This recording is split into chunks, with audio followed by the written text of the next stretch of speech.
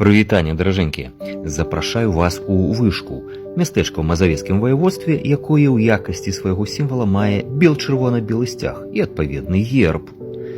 Знаходзячыся на беразе ракі Буг, Вышку заўсёды быў важным гандлёвым цэнтрам.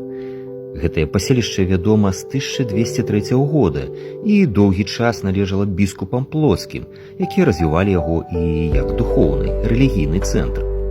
Дарэчы, палац біскупаў захаваўся да нашых дзён. Актыўнае развіццё Вышкова пачалося пасля будаўніцтва чыгункі ў 1897 годзе. Горад вядомы сваімі ўраджэнцамі, пісьменнікам Цыпрыянам Норвідам, Ежы Ражыцкім, матэматыкам, крыптолагам, адным са стваральнікаў энігмы, Мардыхаем Анілевічам, кіраўніком паўстання ў Гетце варшаўскім. Акрамя таго, у горадзе схавана шмат цікавых крыніц гісторыі і культуры. Горад будзе цікавы для наведвання.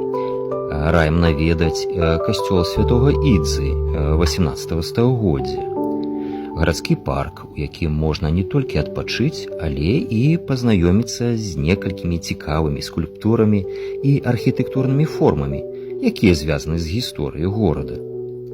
Сам горад вельмі прывабны не толькі сваёй гісторыяй, але і размяшчэннем на беразе Буга, на скрыжаванні транспартных шляхоў. Так што запрашаем у Вышку.